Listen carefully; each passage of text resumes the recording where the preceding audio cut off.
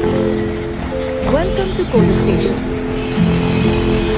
Hello friends, in this video we will be understanding how we can create and run Flutter application using Android Studio. So to start with Android Studio, first thing is that we need to open our Android Studio IDE.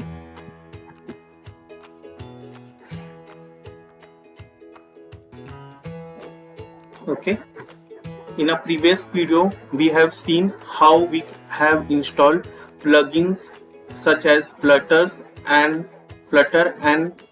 Dart in Android Studio, and that's the reason we are getting an option like new Flutter project over here.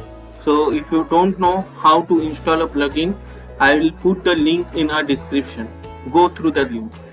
So we will be clicking a new Flutter project button in order to start creation of a Flutter project.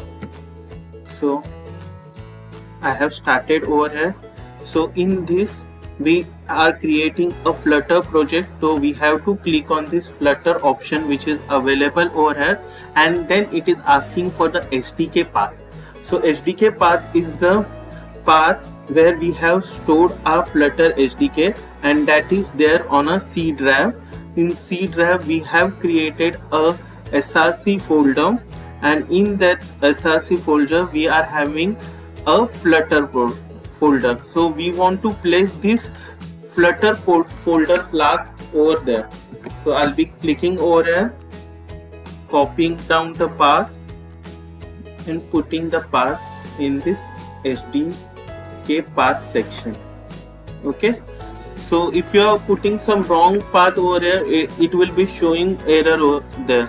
Like for example, as you can say that a folder specified as a Flutter SDK home does not exist. So it will show us the error. So right path is required. Then we have to click on the next button, and in this we have to specify the Flutter project name. So it has to be declared in a small case.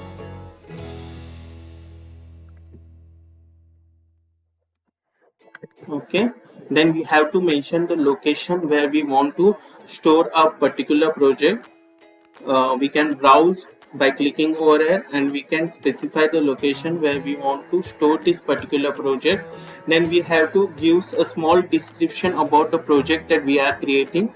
Then we have to specify the type of application that we are creating over here. Then we have to specify the organization name, that is for the organization website in a reverse order that will identify that this particular application belongs to so and so organization, and it will helpful for us to create a package and give a unique identity for the application all over in a Google Play Store. And with this also we can access the Google facility using Google Developer, that we will see later on. Then we have to specify the language that we want to use in order to create a specific application in Android and iOS. So the previously we used to use Java and Objective-C, Java for development of Android application and Objective-C for iOS application. But right now Kotlin is the official language, and the Swift we are creating an iOS application. So we will be using Kotlin and Swift over here. And then what all platform application that we need to create while creating a application, that we have to specify over here. So I want an application in Android that will run on an Android phone, iOS that will run on an iOS phone.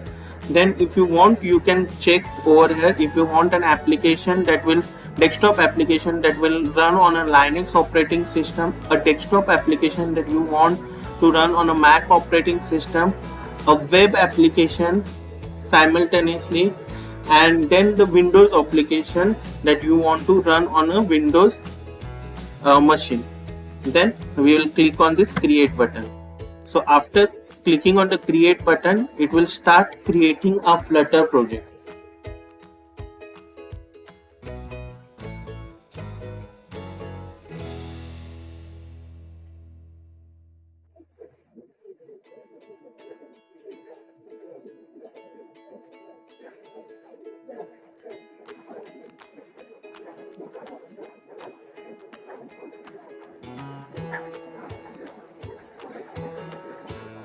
Okay.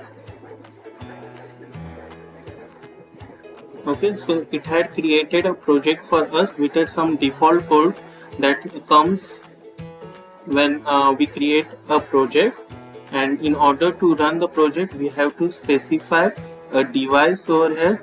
In order to select, if you are doing a USB debugging, then we have to connect a mobile through the USB through a laptop, or else if you are having a device, AVD device, then we have first need to start that AVD device.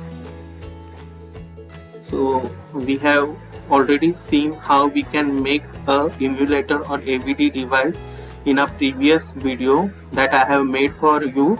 I will place the link of it in a description.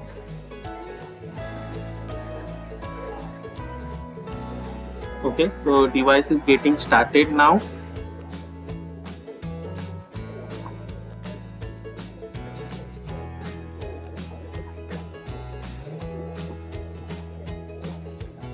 Now you can see over here that a device name appear over here. That is what an AVD device name got appear over here.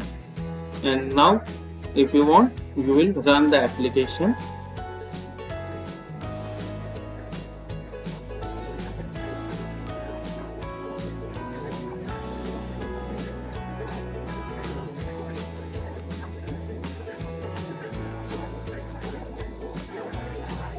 Okay, so our application is built up successfully and it is now installing the APK file on an Android phone.